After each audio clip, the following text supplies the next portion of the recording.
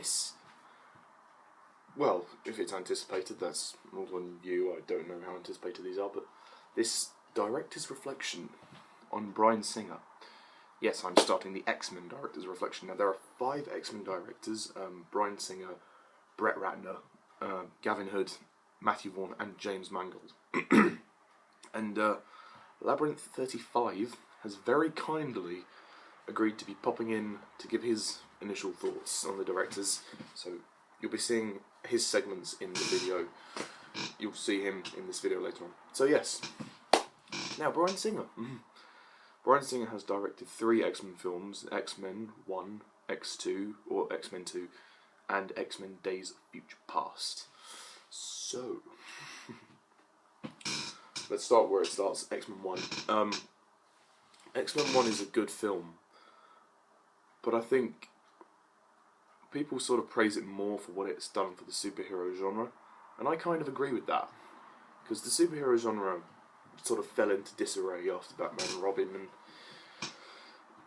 it just wasn't really doing what it set out to do. And I think Bryan Singer really elevated it, because X-Men 1 is really, it's more than just a superhero movie. It is sort of a social drama, because it does play off issues in society like racism and discrimination, and you know, the X-Men are the very epicenter of that. They are outcasts. They are discriminated by the rest of the world, and it's, well, mutants in particular. But we follow the main group of the X-Men, and Bryan Singer just does a great job at making you really care about these characters and, you know, the social problems that they'll go through. Each character has a problem to deal with.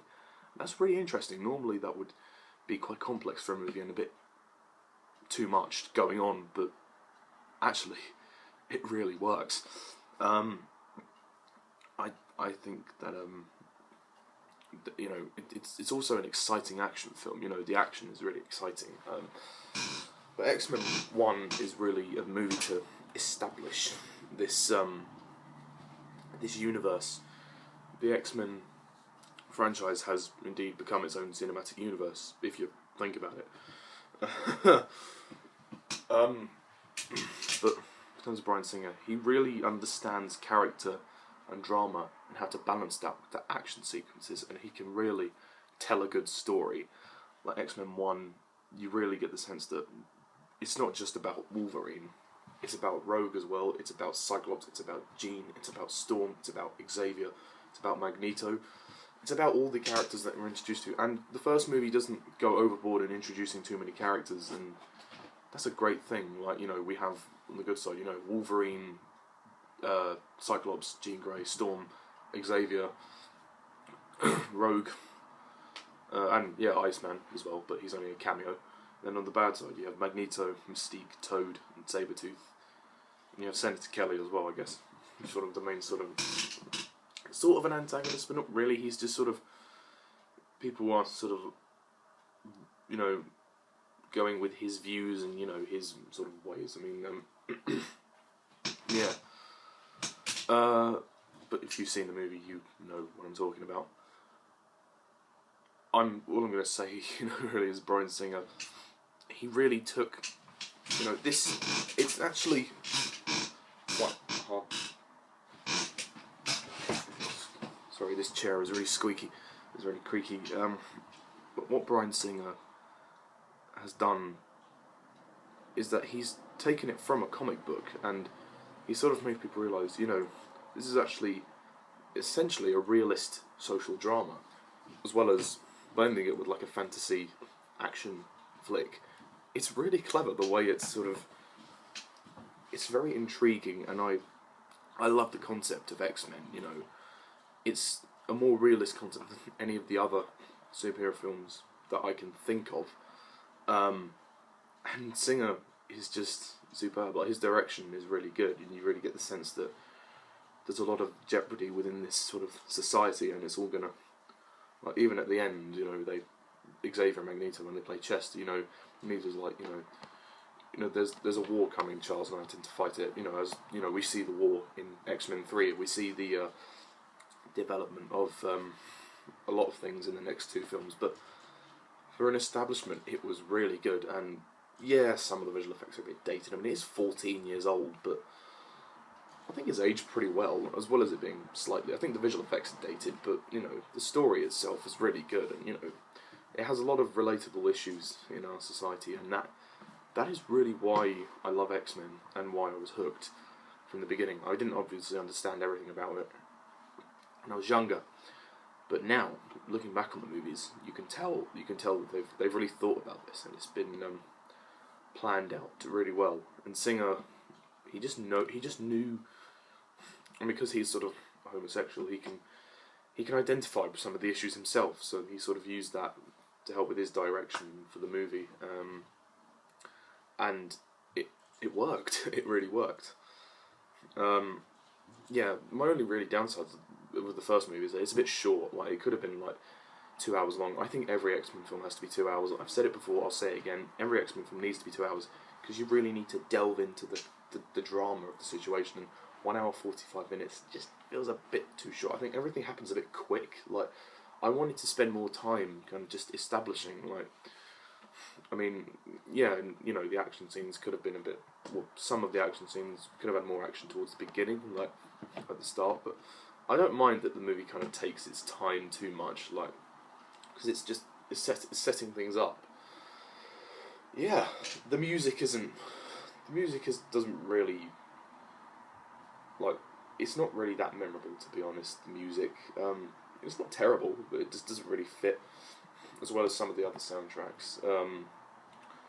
There are some good tracks in there, but it just, as a soundtrack, like I love the theme at the beginning, like the da da da da da da da, but most of the other tracks like dun dun dun dun dun. You're like, okay, this is a bit weird, but no, nonetheless, it's a good film, a really good film.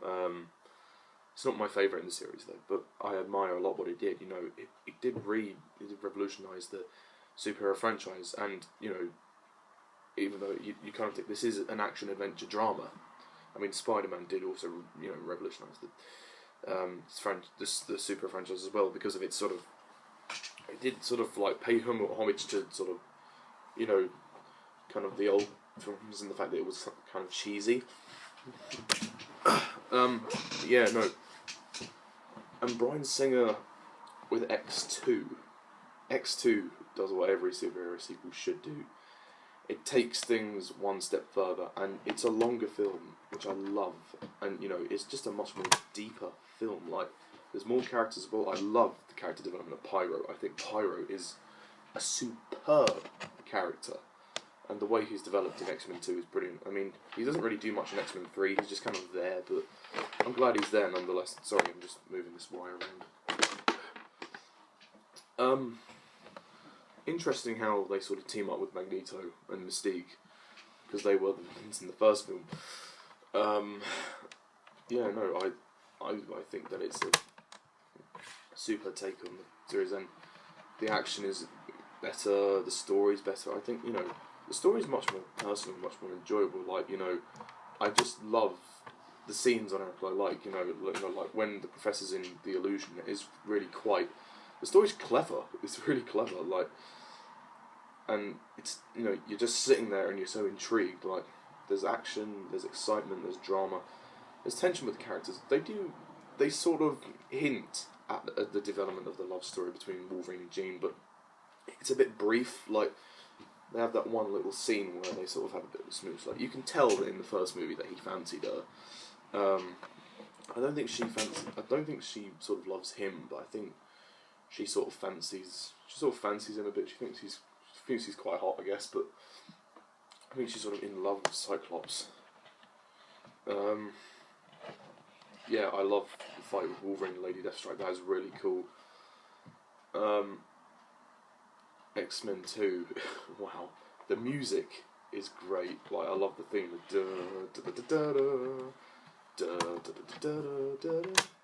and Bryan Singer sort of decided to take things up to an emotional level as well. You know, with how can I put it? The death of Jean Grey, in inverted commas. That was really quite a intense scene to watch. Like, when she just goes outside and she's like She's trying to keep back the walls, but she's trying to lift up the ship. Sorry, not the ship, the jet. The jet. The music that plays is really good, and you see sort of the energy wrapping around her, and you can tell, like, okay, that she's going to come. You don't know. Well, I mean, fans of the comics probably knew she was going to come back in the third one anyway, but yeah. But just that, the moments, just little moments like that afterwards, where like Wolverine's like, she's gone, and Cyclops is like, no, don't even say that, no. Like Bryan Singer knew how to drive things emotionally without being too over the top. It was subtle, but it takes itself seriously, and the death of Jean is really quite harrowing scene to watch, and the reactions from everyone are really quite like horrible. Like it's horrible to see, them all like sad for Jean, and Nightcrawler saying a prayer for her. It's really quite, it's horrible. Wolverine's just like, she's gone. Like, even Wolverine's upset as well. It's a really like X2's intriguing. There's more action, there's more excitement, there's more drama, and more characters as well. Like the characters that like Pyro, who is pretty much a rebel. I think Bryan Singer, because of the first movie, he now he has a grapple on the source material. He understood, and they're sort of building up to this big battle that's going to happen in X-Men 3, which is really quite good, and it's nice to see sort of the development of the characters, and even for the new characters who are in there, they get developed. Nightcrawler is a brilliant character. I really wanted him to be in X-Men 3. It's a shame that the actor sort of didn't want to come back, because that would have given X-Men 3 something. But no, like everything, like the movie's longer, and it's much more deeper. I mean, the first movie's good, but the second one blows it out of the water significantly.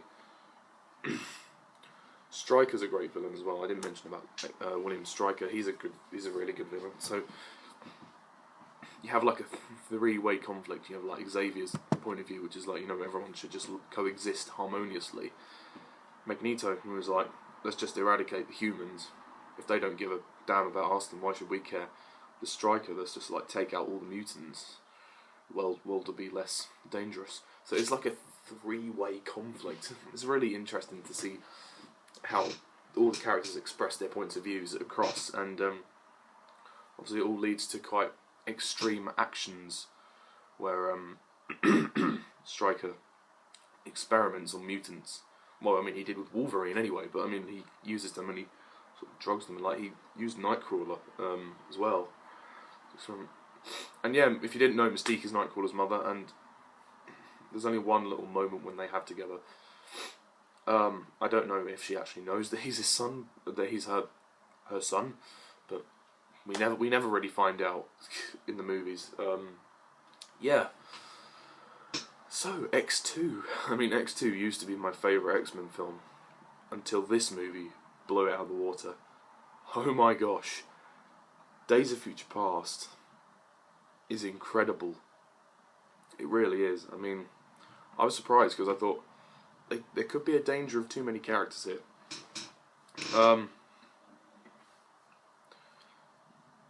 But there wasn't. All the characters that were in there had a purpose for being in there. Even some of the ones that don't really appear very much, like Storm and Bishop and Sunspot. It's really good. I mean, Days of Future Past. It's in sort of like a post-apocalyptic setting. It obviously takes place after the Wolverine because, Logan is recruited and, I love the time travel concept. They actually used it to their advantage. That it wasn't silly or cheesy. Like, I mean, the movie's called Days of Future Past, so you knew that there was going to be some elements of time travel in there. But I thought that it worked really well, and you really do get the sense that it's Bryan Singer's franchise because they use a variation of the X2 theme in the titles, and it's I mean the music in this film is brilliant, and it's a superb piece of film. Excuse me. like I love seeing the new characters as well. Like in every X-Men film, you have new characters, and that's what I love about it. Like Quicksilver. My only real complaint about the movie is that Quicksilver doesn't really do much. He's not really in it very much, and it's a shame. I mean, when he's there, he's really good, and it's nice to see him. No, I mean Evan Peters was perfect. Be interested to see how Aaron Johnson does in Avengers 2. So yeah, Days of Future Past. I mean, you can watch my review for the further thoughts, but for Bryan Singer's direction, you can tell he now fully understands this franchise. He has went in there with a confidence, and he's like, I'm back, and using both the casts, like the first class cast and the cast from the original trilogy in one film, I thought worked really well, and I'm glad that, and it sort of linked the other movies together, so you're like, it all leads up to Days of Future Past. I mean, it's now all the movies can somehow be interlinked, as well as sort of the timeline eradication. Like Bryan Singer has basically, kind of cleverly, eradicated X-Men 3 and X-Men Origins Wolverine from the timeline. Actually, kind of eradicated all the movies really, apart from First Class. Like he's eradicated X-Men 2, X-Men 1, the whole trilogy. But even if you still watched the movies like from the beginning, like in chronological order, like say you watched X-Men Origins Wolverine first, then you watched First Class first, then X-Men 1, 2 and 3, then the Wolverine, then Days of Future Past, the timeline would still make sense. Like, and then Apocalypse. The timeline would still make sense, but they've just altered it slightly. Like, they've just sort of started again, essentially. Like, but you can still watch the other movies, and it would lead up to this, and it'd be okay. It makes sense. It's not like it's taken a dump on the series or anything. It's done it in quite a clever way, actually. I really do admire how they've approached this in quite a clever way. I mean, Bryan Singer's direction is really good, and Mystique gets a lot more to do. Bryan Singer, he gave sort of Jennifer Lawrence kind of the freedom to kind of explore with Mystique, because the other actress that played Mystique, Rebecca Romijn, I think her name was, she was okay, but she didn't really do much. And it looked like she was going to do more in X-Men 3, but then Brett Ratner had to depower her and give her the cure.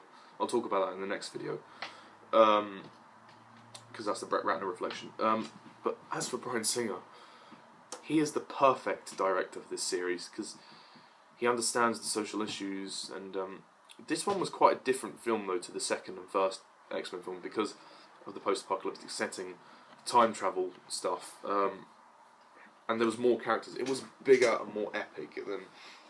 I think it has actually saved the franchise. I mean, although I thought the franchise...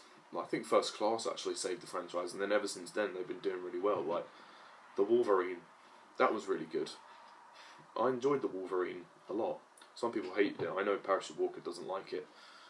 But I really liked it, and I think Days of Future Past goes further. Like, just such a bigger film, and you know, Bryan Singer's saying like, okay, we had a bit of a blip with the you know, with some of the other movies, but we can start fresh, but we can also carry on. It's really good, and you know, it's the most emotional X-Men film as well. You really feel that a lot of the characters are sort of there for a purpose, and like each character has sort of an objective, and some characters obviously have the same objective, and still like, you know, just defend.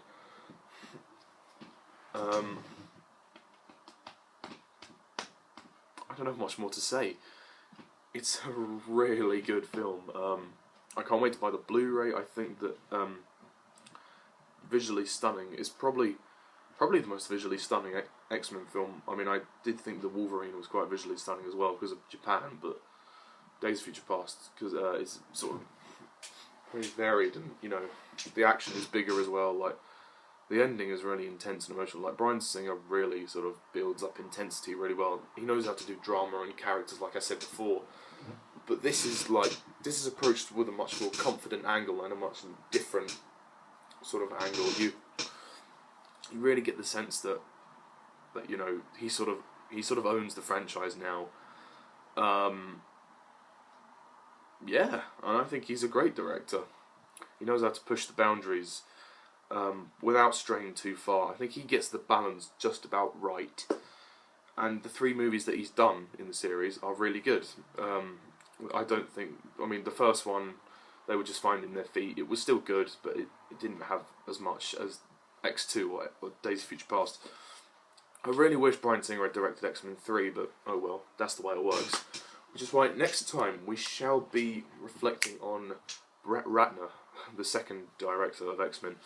But before I go, I'm going to hand you over to Labyrinth35, who has delivered me his segment. So, take it away, Labyrinth.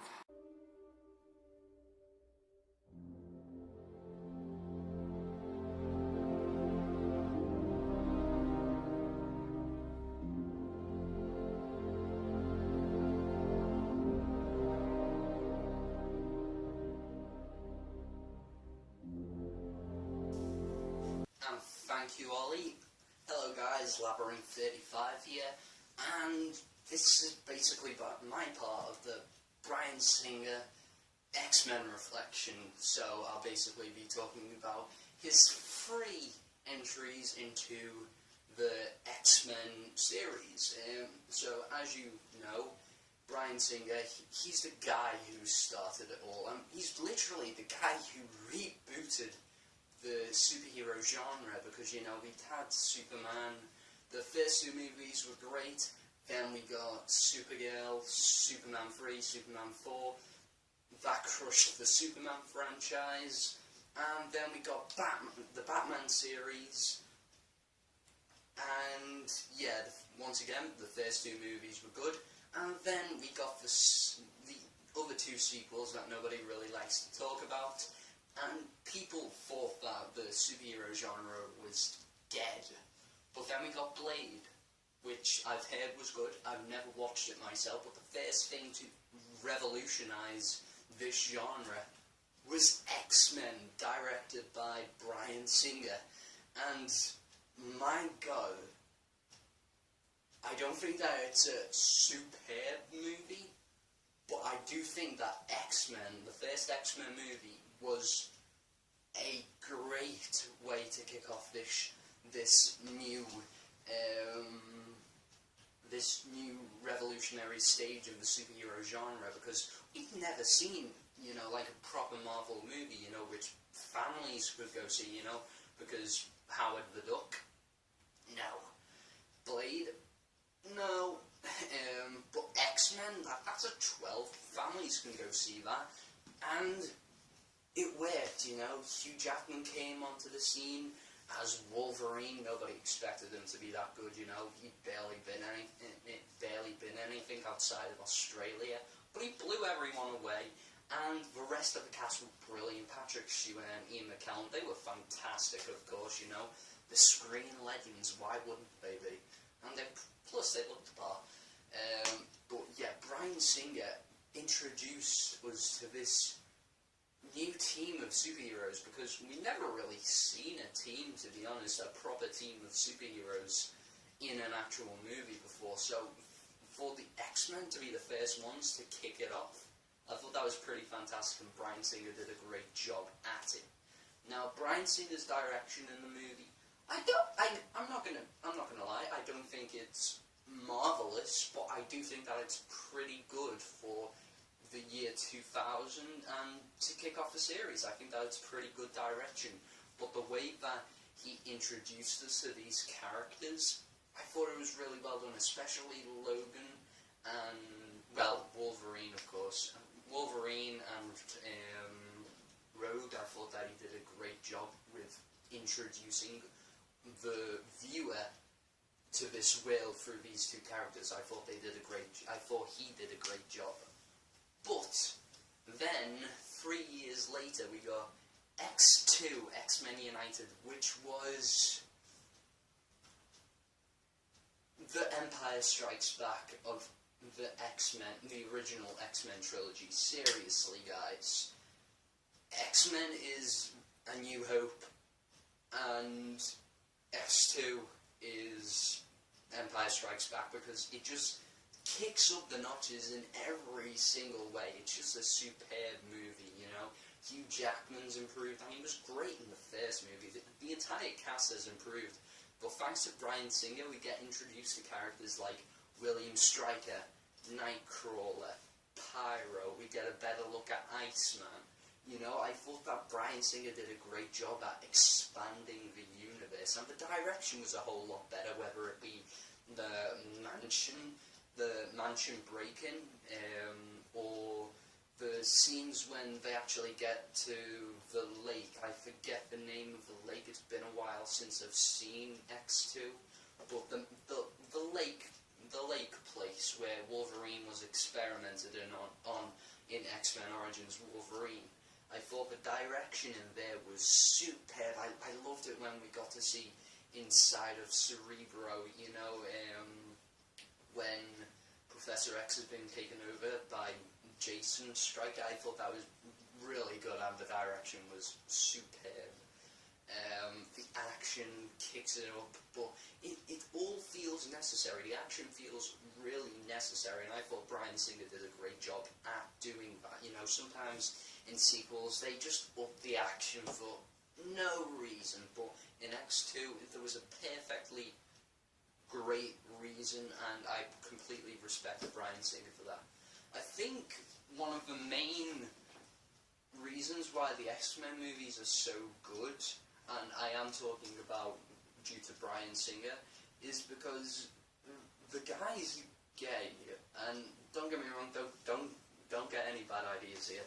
I do mean this in an awesome way, at least in my opinion, because he's gay, so he's probably been discriminated in the past, you know. He grew up in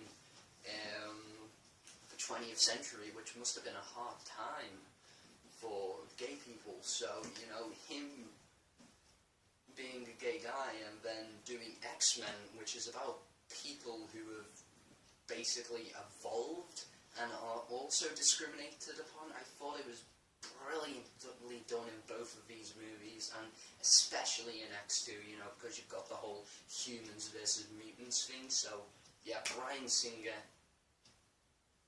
fantastic. He did a great job with the first two X-Men movies. It's a shame that he didn't get to do X-Men 3 as he went on to Superman Returns.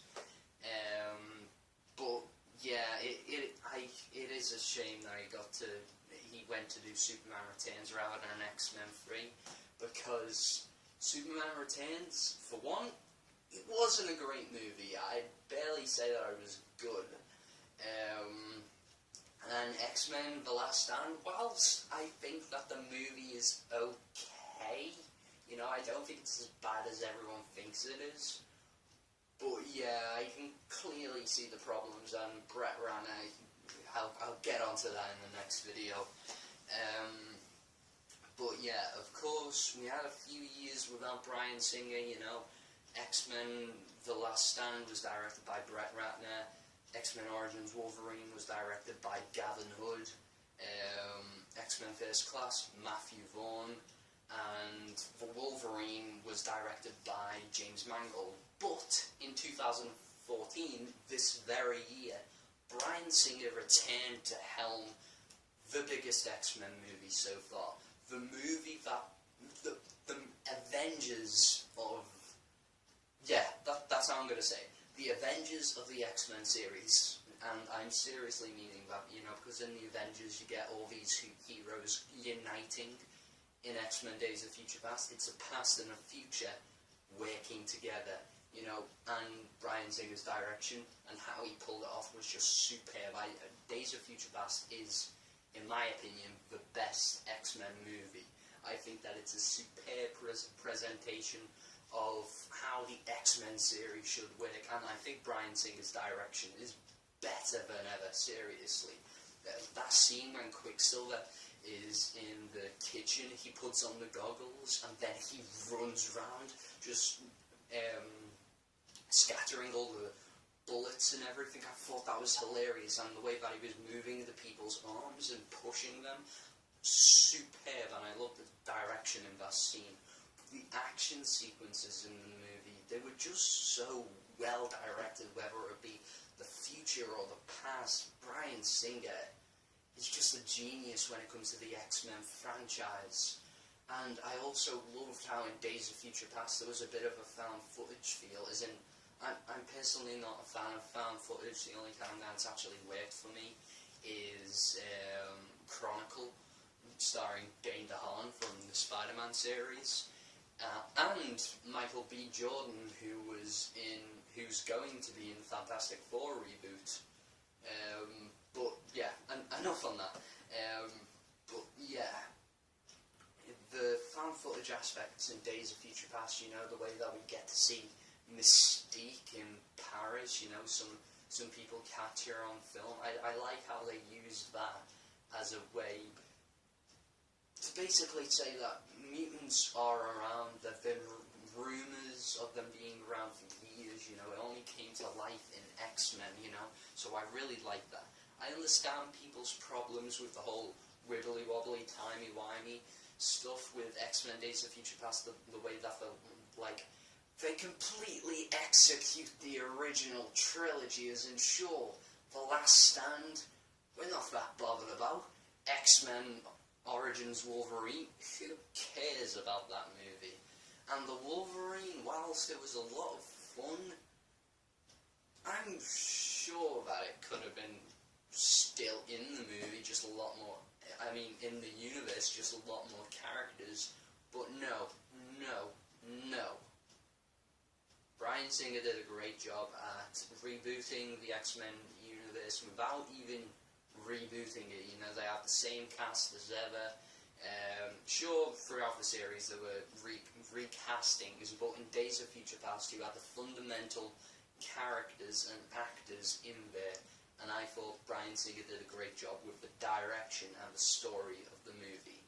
Now, Bryan Singer is in some legal issues that I don't want to get into, but as of right now, he's signed up for X-Men Apocalypse. Sign me on. I can't wait to see Apocalypse, and I can't wait to see Bryan Singer's direction in the movie, because that end credit scene just got me buzzing, and it's only 2014, and that movie comes out in 2016. But yeah, that's basically all I've got to say. Bryan Singer, he did a tremendous job in revolutionizing the superhero genre, and I love how he carried that on with X2. And yeah, sure, it was a disappointment that he didn't return for X-Men 3 to cap off the original trilogy, but his return in Days of Future Past was one of the best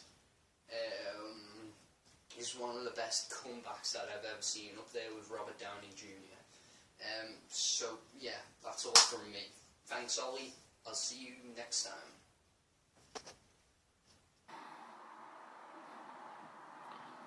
Thanks very much, David, for that. Very good segment. Nice opinions, nice thoughts. So yes, as I said, next time will be the Brett Ratner reflection. So stay tuned for that. And as always, thank you for watching, and thanks to Labyrinth35 again. Thanks for watching, and as always, I'm MrTardis11. See ya.